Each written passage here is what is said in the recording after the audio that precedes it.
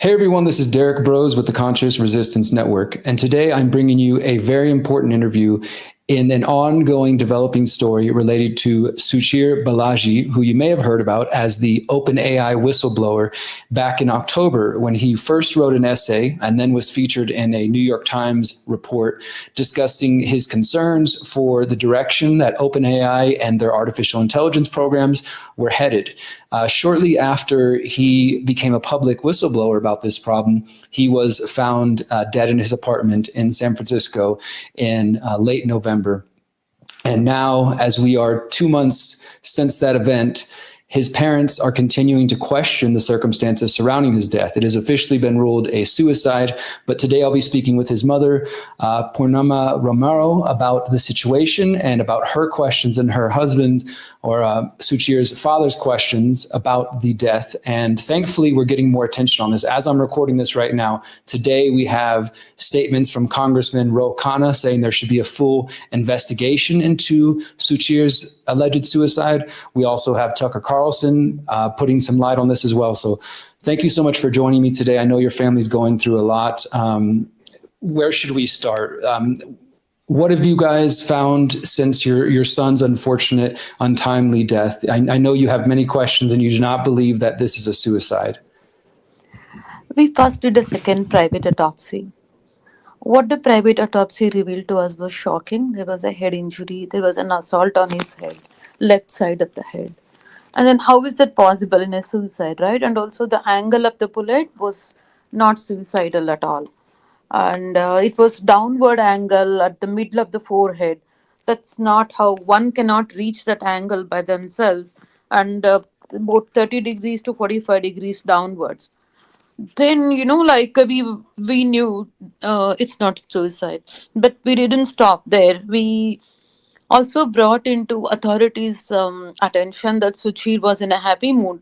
Before they conclude suicide, they look at the emotional state of the victim, or the deceased, right? So we gave them the information. Number one, he was protected under a whistleblower act because he was going to be a custodian witness for New York Times lawsuit. Then we also told that he was in a happy mood, and we gave the contact number of the friends. Thirdly, we gave the information from the second autopsy. But authorities declined to reconsider an investigation. Then we continued, and we waited about 5 weeks for someone in the apartment to come and take a look from the police department. We retained the apartment. Then we hired a CSI, crime scene investigator, and then what we learned is there was two kinds of evidences in his apartment. Okay, one is a cover up for suicide, one is a homicide. What the authorities have picked up is every evidence that's considered to be suicide, and every evidence that shows homicide has been left behind for us. They were so careless. And what we found is not only the struggle, they can try to give every damn explanation for the blood mark in the bathroom and around, right? But there is hair, wig, broken wig, or we don't know. We have to open the door and see it. This was told by the investigator that it's a wig, and like when he was hit on the head, like his earbuds he was wearing has fallen in different directions, and there is a bag, and that bag has his saliva and blood, and that bag is on the dead body, the blood spot wound. They haven't picked that up. And we also see if dustbin fallen down. How do they say there is no sign of foul play? How do they say there was no struggle, and they believe it's completely suicide? So we don't really get it. And like we called up the executive medical examiner's office, and we spoke to David Sewell, who's the executive director. He took the phone, and when I called the operator, she said she'll call her supervisor. One who came on the phone was David Sewell. I didn't have to give my introduction to David Sewell. He knew, and he said he knows who he's talking to. He was reluctant to even listen about every evidence that we found in the crime scene. And he said he's the authority, he makes a decision for the death cause in California, and no one can question him. Yeah, it could be true. Then, when I said federal authorities will come and investigate, there was a moment of kind of like setback, but they're sticking to suicide theory. They haven't released the reports yet, autopsy report. They have only done the CT scan, they haven't done any body autopsy. The toxicology report, when we called by first week of January, the operator who took the phone said the reports were ready. Mom, send us an email, we'll release the reports. Next day, we got an email that reports are not ready. And we hired a private investigator who's a former police officer. We wanted to get the body cams from the police and other details. When they said, okay, we are not investigating, like you said, suicide, okay, good.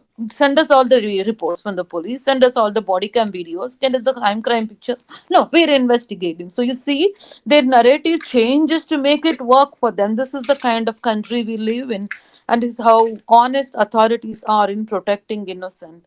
They make us victim. I want to just interject here. I'm so sorry your family's dealing with this. So to just to be clear, when he was originally found, he was found by the local police. Was it the San Francisco Police Department? That's right. And they were the first ones to be on the scene and to claim that it was a suicide, despite all the different discrepancies Yes. that you're outlining, that there was clearly he was hit in the back of the head. There was signs of a struggle. There was blood in the bathroom. And as you said, one of his earphones, his earbuds had fallen out somewhere else. Have they, I mean, I think you kind of answered this question, but have they addressed any of those discrepancies other than saying we're investigating? They haven't literally come to the apartment. We're maintaining it for nearly 1.5 months. We're waiting every day.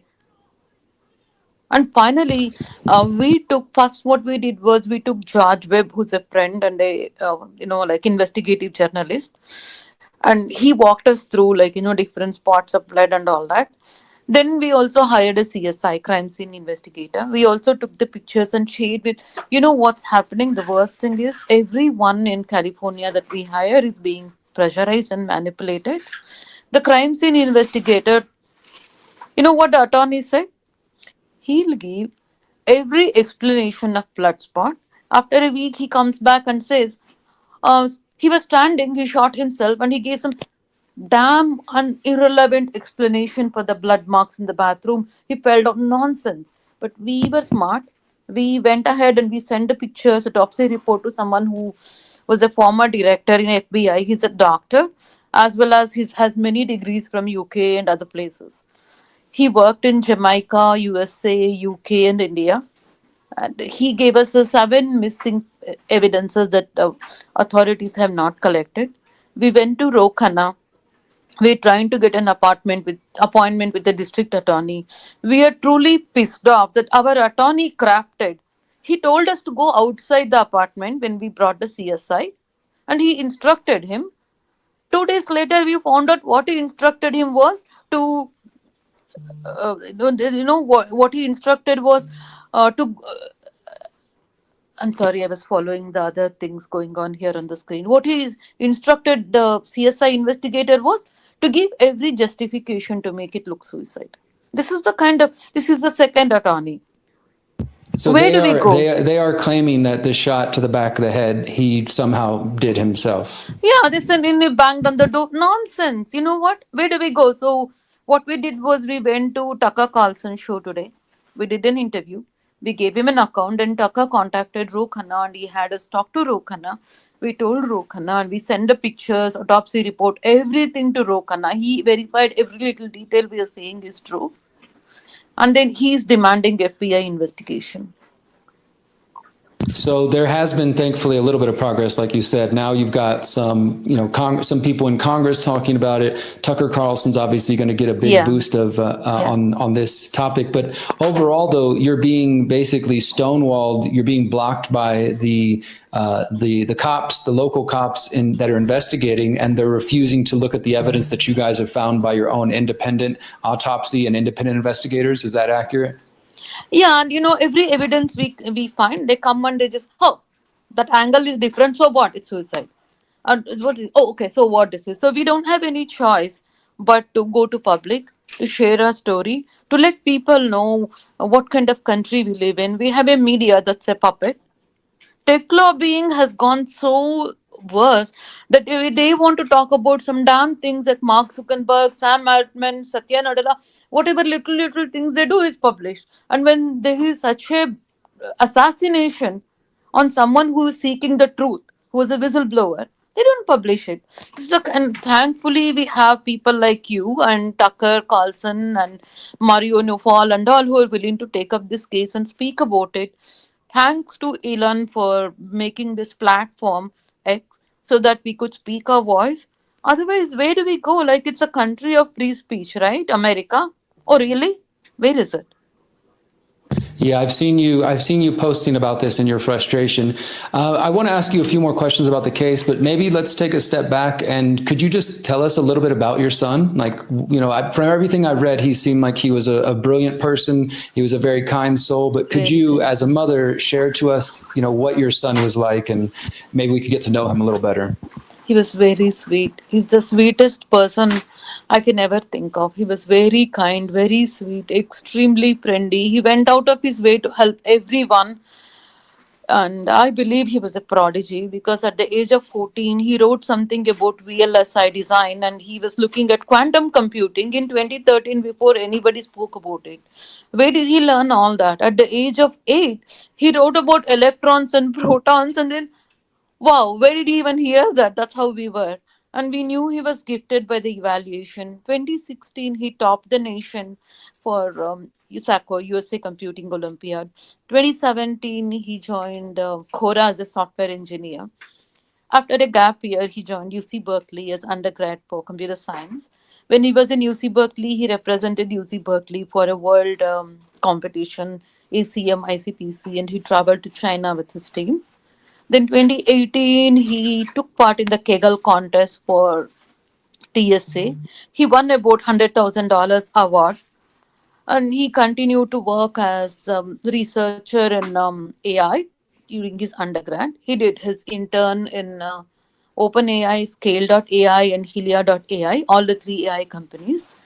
When he was still studying, November 2020, he took a job at OpenAI part time, and 2021 summer he became full time until his last 3 months before passing. Suchir was in OpenAI. He was a member technical staff. Then he got promoted a senior member technical staff. He had a very, very vital contribution there. His first project was WebGPT, and he took the lead role in one of the out of all the people.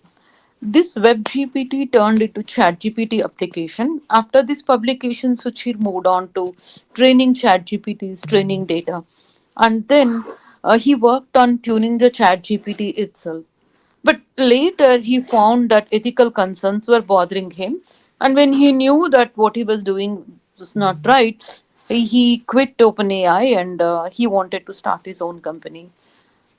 We are yet to uncover what made him go to New York Times to speak against them. Was he trying to protect themselves by going public? We need to explore yet. But he did go to New York Times on October 23rd and he publicly said OpenAI is violating copyright data. I read online that you may have had some regrets or concerns that he became so public so quick. Were you worried for him when he did go public? Are you worried that he was going? Obviously, you probably didn't expect that he would end up dead a month later. But were you concerned for his safety or just for his future when he decided to come forward? Yes, of course. Like I did mention to him, my advice to him was, Suchir, you should not go alone. What you're doing is very risky for you. And my worst fear was like he might not get a job or something. To that, he answered, no, I'm planning to have my own startup and I'm working on it. And then, like, my thinking was like, you should go with association, you should bring regulations in AI. What you're doing is like, you're just talking against it, you're endangering yourself. He assured me nothing like that will go wrong, Mom. I'm just not accusing anyone, I'm just saying my opinion. I'm not saying anything wrong.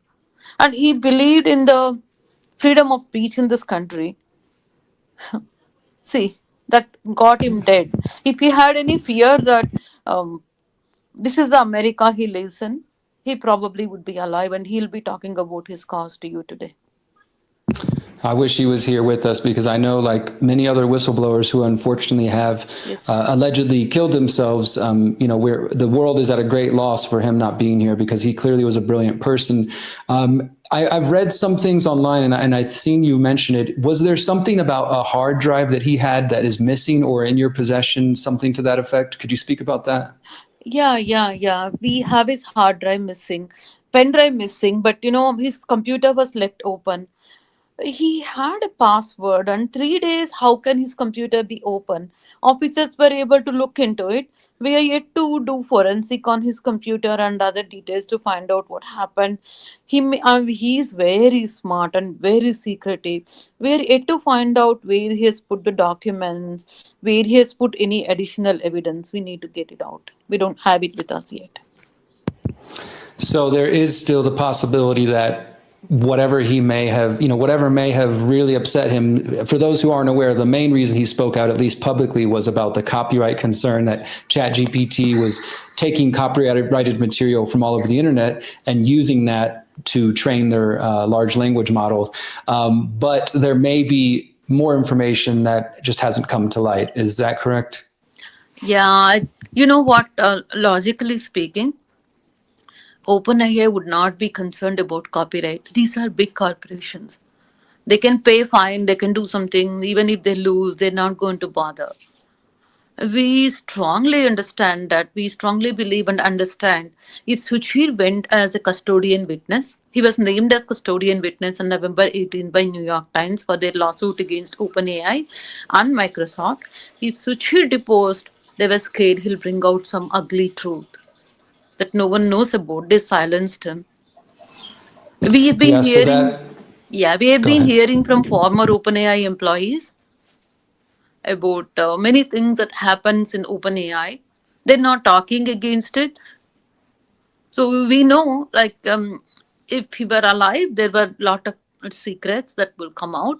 That's exactly why we want FBI to investigate and see what were they afraid of to kill an innocent person, right? What were they afraid of? We want to know that. Absolutely. And at this point, of course, I don't want to just feed into baseless conspiracy theories, but clearly, based on everything you've seen, he did not kill himself, and there is a cover up going on. I think we can confidently say that there is a cover up of whatever happened in his apartment and whatever he knew. Have you or your family? Do you have any thoughts on the fact that Sam Altman was recently named an advisor to the mayor of San Francisco only a couple months before this, or while this was all going on? Of course, that's exactly the reason why we are not getting any help from local authorities. Sam Altman is the lead for transition for the new governor. He's his friend. So where will the help come from? And more than anything, it's not a conspiracy theory. We have a document, we have record. We shared it with Tucker today. We're not here as grieving parents. Oh, something happened with my son. We are the brave parents, courageous parents. We have the facts, we have the data. We are out here to tell this country is not listening to an assassination. These medias are all puppet. They're just played by big tech companies. They don't want to talk about it. That's the kind of world we live in. Everywhere in the world are talking about my son's assassination. Nowhere in America they want to talk about it. And Mercury News just published it today when Ro Khanna tweeted. So they're all dependent on someone to actually give them some kind of blessing to push the news. Is that how a news media is supposed to work? Aren't they supposed to gather the information and then publish it for the people to know? What's it they doing here? Unfortunately, you're correct. As I was doing research for this interview and looking into Suchir's case, it seems like only the Indian media is reporting on this. Besides, like you said, Tucker and myself and a few other independent journalists, Right. for the most part, all the news is coming from India. The American media is completely ignoring the situation. I know you are short on time today. Where is the best place for people to follow for updates and to support your efforts to get the truth about your son's death? It's mostly on X. I'm updating on X platform, Twitter platform. Okay, I will put your links to your direct account so people can follow you. And is there anything specifically you would like to leave us with? Any ways that people can specifically help other than just sharing these interviews and just talking about your son, making sure that this story is not forgotten? Is there anything else we can do? Please raise your voice for protecting the life of whistleblowers. Just because someone spoke the truth, they couldn't suppress the truth. We shouldn't kill them. and also bring AI regulation. That's what my son stood for. It's AI is going like a vehicle without any brake. There's no regulations, and like it's conquering like every industry, every aspect, the military, like navy, everywhere. We can't stop it, I understand, but need some kind of strong regulations so it doesn't harm the society, it doesn't harm people's employment. Please do something about it. Thank you so much for joining us today. And everybody, please do visit the links in the show notes. And you are all very aware that AI has many potentials as well as many Yeah. dangerous potentials to our world. And her son is one of the people who is choosing to speak up. And we need to fight for him. We need to fight for the truth about his life because unfortunately too many whistleblowers have lost their lives. Thank you for joining me today. Everyone, I'll see you on the next show. Until next time, remember, you are powerful, you are beautiful, and you are free.